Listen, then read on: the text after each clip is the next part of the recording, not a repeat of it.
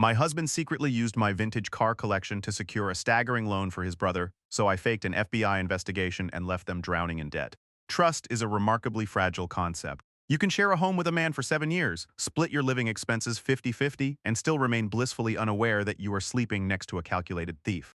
I am 32 years old, and my entire professional life revolves around grease, oil, and history. I am a master mechanic specializing in the restoration of high-end European vintage automobiles. While most people my age were attending college parties, I was working 12-hour shifts alongside my late grandfather in his legendary restoration garage.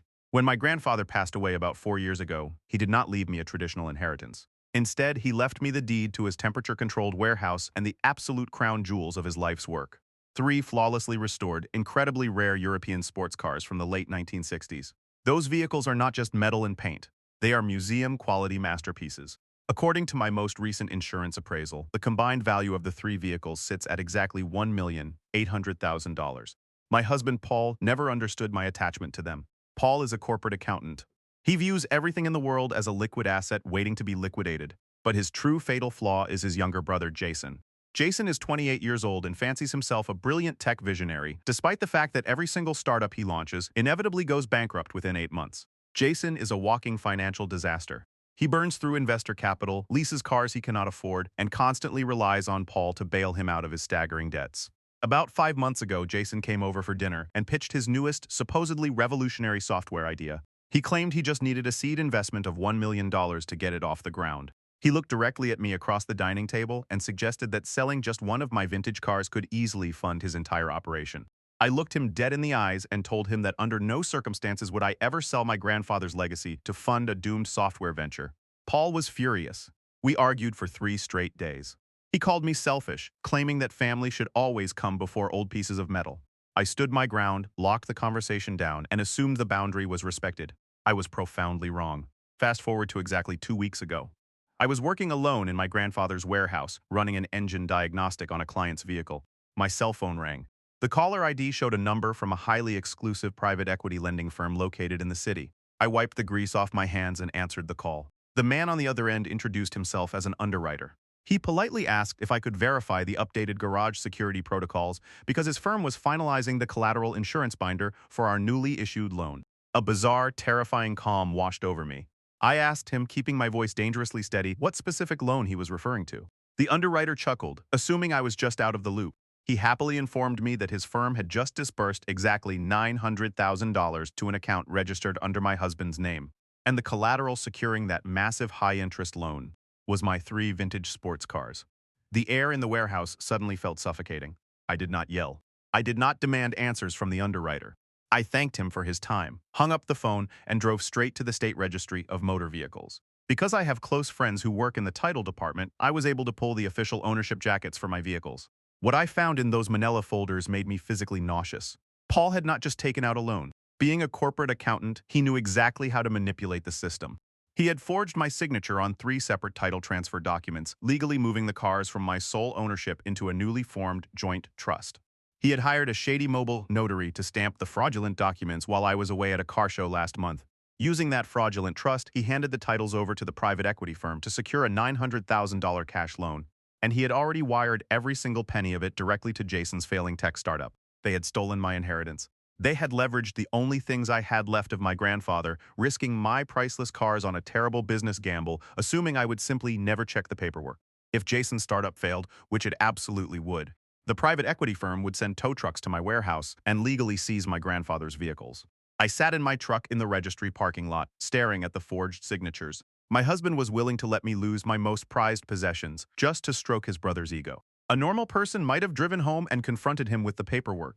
A normal person might have filed a police report right then and there. But I did not want a messy legal battle over the cars. I wanted the debt completely severed from my assets, and I wanted Paul and Jason to feel the exact same profound, suffocating terror that I had felt when that underwriter called. I drove back to my shop, brewed a pot of black coffee, and began constructing a trap so vicious that it would turn their stolen $900,000 into the worst mistake of their miserable lives. I did not burst through the front door of our shared home to scream at my husband. When you spend your entire life restoring fragile, 60-year-old European engines, you learn a profound lesson about timing. You learn that acting on blind impulse is the fastest way to cause a catastrophic explosion. You have to isolate the problem, gather the right tools, and carefully dismantle the corrupted parts. Early the next morning, I drove to the office of a terrifyingly efficient civil litigation attorney. He was a ruthless man who charged exactly $750 an hour. I sat across from his polished oak desk and handed him the high-resolution copies of the forged trust documents and the title transfers. He adjusted his reading glasses, reviewed the paperwork for exactly 10 minutes, and let out a low whistle. He told me, in no uncertain terms, that Paul had committed a staggering array of federal crimes. By forging my signature to transfer the vehicles into a fake trust and securing a $900,000 cash loan, Paul and Jason were guilty of felony wire fraud, grand larceny, and identity theft. My attorney reached for his desk phone. He told me we could have the authorities at Paul's corporate accounting firm before his lunch break. I gently placed my hand over the phone, stopping him. I told my lawyer that sending Paul to prison would leave the cars locked in a brutal, multi-year civil litigation battle with a private equity firm. I did not want the cars sitting in a dusty police impound lot. I wanted my husband to willingly, frantically undo his own crime. I wanted him to burn his brother's startup to the ground to save his own skin. My attorney smiled, leaned back in his oak chair, and listened to the trap I had devised. He called it a masterpiece of psychological warfare. Because I frequently import rare vintage automobile parts from overseas, I am intimately familiar with the dense, intimidating paperwork used by federal customs agents and international trade authorities. I know the exact formatting, the heavy red stamps, and the terrifying legal terminology they use to freeze assets. I went back to my private warehouse, locked the heavy steel doors, and spent exactly 8 hours drafting a meticulous 90-page fake federal seizure warrant. I branded the document with flawlessly replicated seals from the Federal Bureau of Investigation and the international police organization known as Interpol. The fake warrant outlined a terrifying, highly classified narrative. It stated that the vehicle identification numbers on my 3 vintage sports cars had just been flagged in a global database. The document claimed the vehicles were actually stolen artifacts taken during a violent museum heist in Europe back in the year 1974, and that my late grandfather had unknowingly purchased stolen property. The document declared that the cars were immediately condemned and seized by the federal government, but the true poison was buried on page 6. I wrote a highly specific clause stating that any financial institution or any individual who had recently leveraged these specific stolen artifacts for a cash loan was immediately classified as a co-conspirator in an international syndicate money laundering operation. The fake federal mandate explicitly stated that the moment the loan money crossed state lines, the individuals involved became personally liable for a $10 million federal restitution fine and faced a mandatory minimum sentence of exactly 25 years in a maximum security penitentiary. It was a flawless, inescapable nightmare on paper. I printed the enormous stack of documents, slipped them into a stark white evidence folder, and waited for Friday evening. When I arrived home, I made sure my appearance sold the lie. I rubbed a little dark motor oil onto my jawline, kept my work clothes wrinkled, and forced my eyes to look wild and exhausted. I practiced shallow, panicked breathing before I turned the key in the front door. Paul was sitting in the living room, relaxing on the sofa with a glass of expensive bourbon, blissfully unaware of the storm that was about to hit him. I walked into the room and let the heavy white folder slip from my fingers. It hit the coffee table with a loud, definitive thud. I collapsed into the armchair across from him and buried my face in my trembling hands. Paul set his bourbon down, his brow furrowing in confusion. He asked me what was wrong. Paul.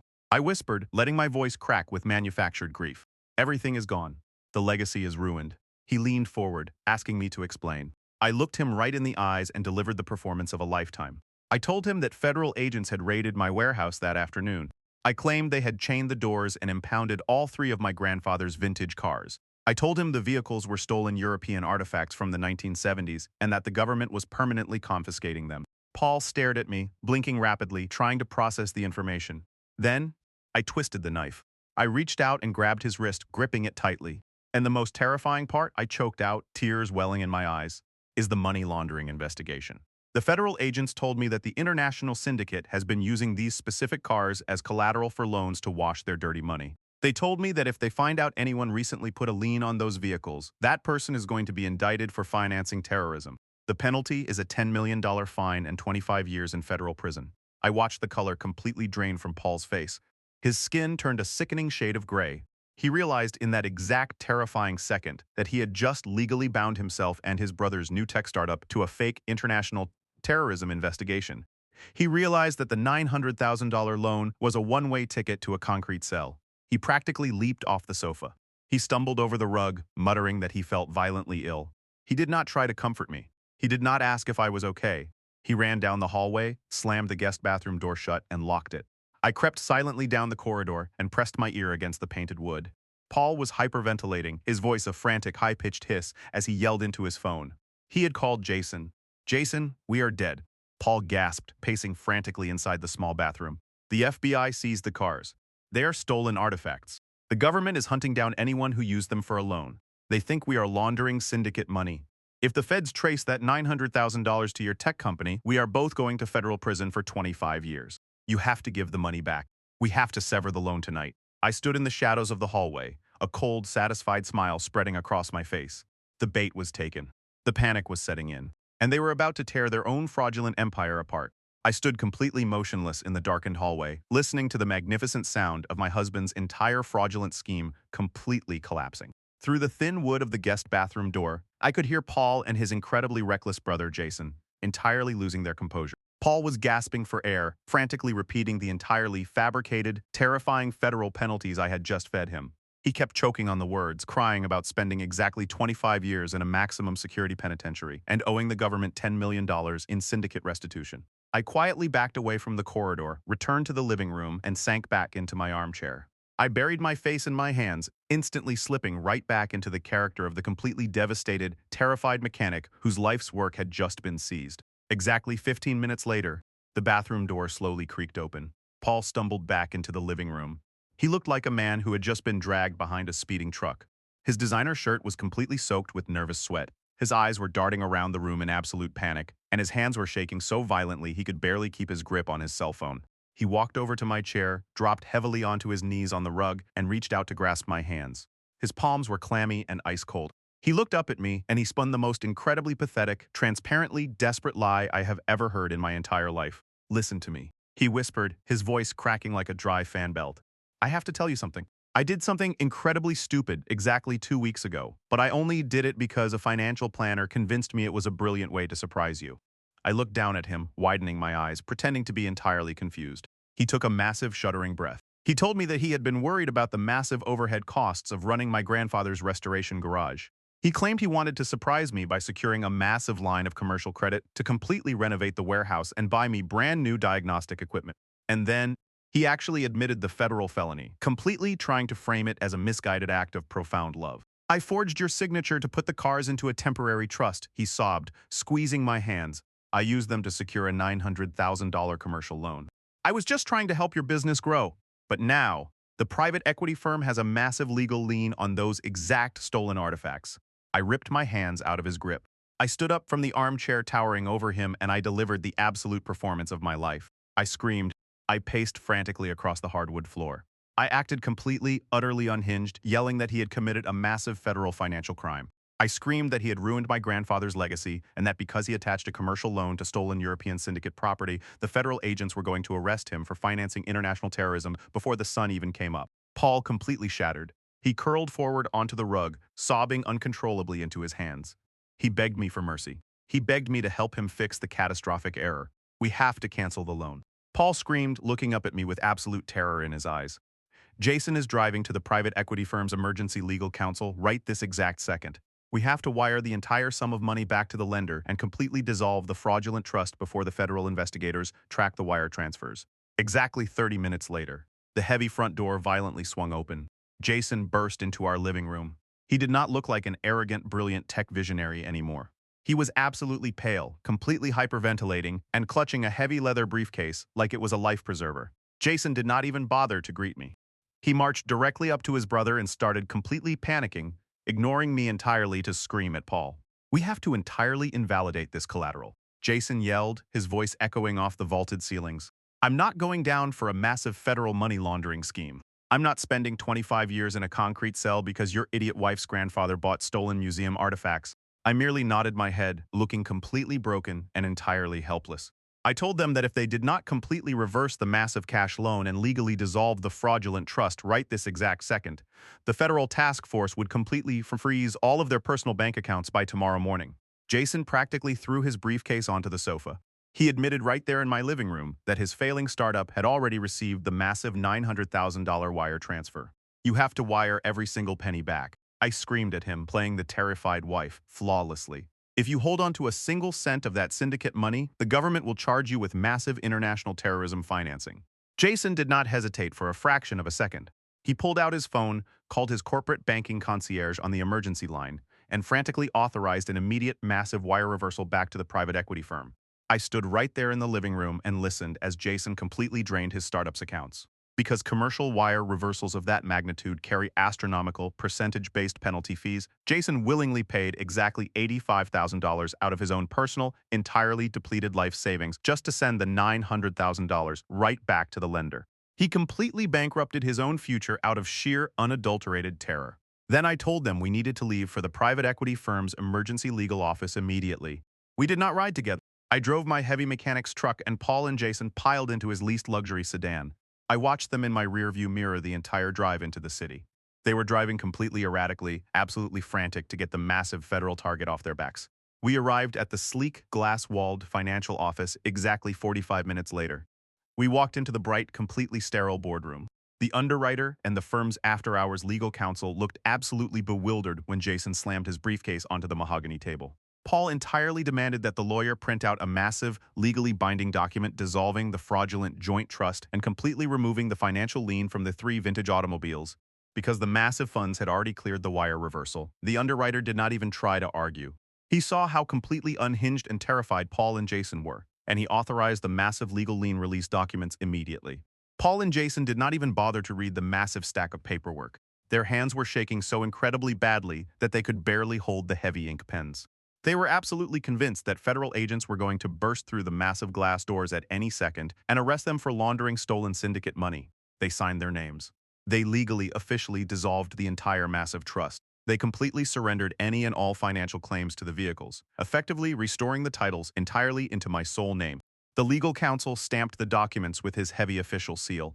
He signed his name, officially validating the complete reversal and removing the massive $900,000 lien. I reached across the polished mahogany table and I picked up the heavy legal folder containing the freshly signed title release documents. I looked at the fresh black ink. I felt the physical weight of the folder in my calloused hands. The entire collection of priceless vintage cars was completely, entirely mine again. No forged trusts. No secret commercial liens. No encumbrances. I slowly tucked the heavy folder securely under my arm. And then, the entire atmosphere in the sterile boardroom completely, instantly shifted. I did not look entirely terrified anymore. I stopped slumping my tired shoulders. I completely dropped the frantic, panicked breathing. I stood up perfectly straight, completely adjusted my heavy jacket, and I looked down at my entirely treacherous husband and his completely ruined brother. I just smiled. A completely cold, entirely merciless smile. And then, I dropped the absolute final hammer on their entire, completely fabricated reality. I stood up perfectly straight, completely adjusted my heavy canvas jacket, and I looked down at my entirely treacherous husband and his profoundly ruined brother. I just smiled. A completely cold, entirely merciless smile. The entire atmosphere in the sterile, glass-walled boardroom shifted in a single staggering instant. I did not look like a terrified, broken woman anymore. I stopped slumping my tired shoulders. I completely dropped the frantic, panicked breathing. Paul looked up at me from his plush corporate chair. His bloodshot eyes narrowed just a fraction of an inch. His analytical accountant brain was finally catching up, realizing that something was fundamentally, irreparably wrong. "What? What are you doing?" he whispered, his voice trembling violently. "Why are you smiling like that? We have to get out of the city and call the federal task force. We have to prove to them that the financial lien is entirely dissolved so we do not go to prison." I let out a very slow, profoundly calm breath. "There is no federal task force, Paul," I said, my voice echoing sharply in the quiet, expansive boardroom. The 3 men in the room froze. The private equity underwriter actually stopped breathing. Jason's jaw dropped open, his eyes widening in sheer, unadulterated shock. I looked right into Paul's terrified eyes, and I methodically dismantled his entire universe. "There is no classified federal investigation," I explained, keeping my voice incredibly flat and steady. "There are no stolen museum artifacts from Europe. My grandfather bought those cars legally in 1974. There is absolutely no $10 million syndicate restitution fine, and nobody is going to a maximum security penitentiary for 25 years. I fabricated the entire mandate." Paul literally stopped breathing. He stared at me, utterly unable to process the staggering truth coming out of my mouth. I tapped the heavy legal folder securely tucked under my arm. "I am a master mechanic," I told him, my voice dripping with absolute, profound disgust. Did you honestly, truly believe you could secretly forge my legal signature on state title documents, leverage my grandfather's legacy for a staggering $900,000 cash loan, and I would just remain blissfully ignorant? The underwriter called my shop on Tuesday afternoon to verify the security protocols. I drove straight to the registry. I saw the forged trust documents. I saw the shady notary stamp. Jason started stammering uncontrollably. His face turned a violent, sickening shade of crimson. He realized exactly what I had just orchestrated. He realized I had just legally tricked him into wiring nearly $1 million back to a private equity firm, paying an astronomical $85,000 wire penalty fee entirely out of his own depleted life savings, and completely tearing up his own fraudulent collateral. He lunged forward, screaming like a wounded animal. He reached across the polished mahogany table, desperately trying to snatch the heavy legal folder right out from under my arm. "You utterly tricked us," Jason screamed, his voice absolutely echoing off the boardroom glass. "You are a profoundly sick, twisted monster. That was commercial startup capital. Give those title release papers back right this exact second." I easily stepped back, keeping entirely out of his frantic reach. "No," I said quietly. "It was a staggering, felony-level financial crime. You forged state registry documents. You committed massive grand larceny. And because you were in such a profoundly blind, terrified panic, you just legally signed away every single shred of the collateral you thought you had stolen." I looked directly at the entirely confused, deeply uncomfortable underwriter, who was sweating profusely behind his corporate desk. "And if either of you attempts to fight me on this," I said, making absolutely certain the firm's legal counsel heard my declaration, "I possess high-resolution copies of the originally forged joint trust documents. I have the state title histories. I have the commercial wire transfer routing numbers. I will take every single piece of undeniable evidence straight to the district attorney, and I will make absolutely sure that both of you actually go to a federal penitentiary for real." Paul let out this agonizing, profoundly blood-curdling groan. He buried his face in his hands and collapsed forward onto the mahogany table. He realized he had just legally confessed to a massive felony, lost a free $900,000 payday for his brother, and destroyed his entire 7-year marriage in one single catastrophic evening. I looked down at his violently shaking, sobbing silhouette.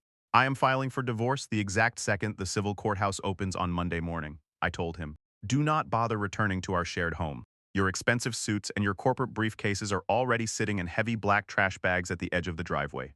And if you ever, even for a single passing second, try to come after my grandfather's warehouse or my personal savings, I will make the felony wire fraud charges officially binding." I did not wait for his pathetic response. I did not listen to Jason's absolute unhinged screaming. I turned on my heel, walked completely out of the sterile boardroom, got into my heavy mechanic's truck, and I drove away into the night. The legal fallout over the following 8 months was profoundly, undeniably brutal for my treacherous husband and his reckless brother, because I held the absolute concrete proof of their staggering felony forgery. Paul did not dare fight me in the divorce proceedings. He did not hire an aggressive civil lawyer. He did not demand a single penny of my business revenue, and he absolutely did not try to claim any equity in the $1,800,000 vintage car collection. He signed the divorce papers completely quietly, absolutely terrified that I was going to send him to prison if he pushed back. He walked away from a completely comfortable, secure life with absolutely nothing but the clothes in his garbage bags. Jason's entire life completely, catastrophically imploded because he had frantically reversed the massive commercial wire transfer and drained his entire life savings to pay the $85,000 penalty fee. His tech startup died instantly. He could not pay his developers. He defaulted on his commercial lease, and he was forced to declare immediate bankruptcy. I heard through mutual acquaintances that they are both completely, profoundly miserable. Because they lost the fake syndicate money and the startup collapsed, they completely turned on each other. Paul blames Jason for suggesting they steal the vintage cars in the first place.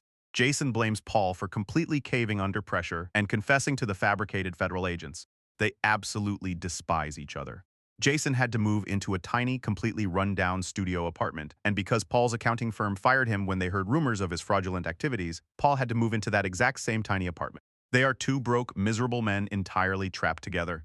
As for me, my life is absolutely, undeniably incredible. I kept my grandfather's completely pristine, temperature-controlled warehouse. I still own the 3 flawless vintage European sports cars, and their value has only continued to appreciate. My restoration business is profoundly successful, with a wait list of wealthy clients stretching out for exactly 2 entire years. I sleep incredibly peacefully in my quiet home. I spend my days covered in engine oil and surrounded by automotive history, entirely safe from any toxic, greedy partners. I learned a staggering, invaluable lesson. The absolute most effective way to completely destroy an arrogant, entitled thief is not to scream at them or try to appeal to their non-existent morality. The greatest method is to completely weaponize their own profound, pathetic greed, step entirely out of the way, and watch them legally, frantically dismantle their own entire existence.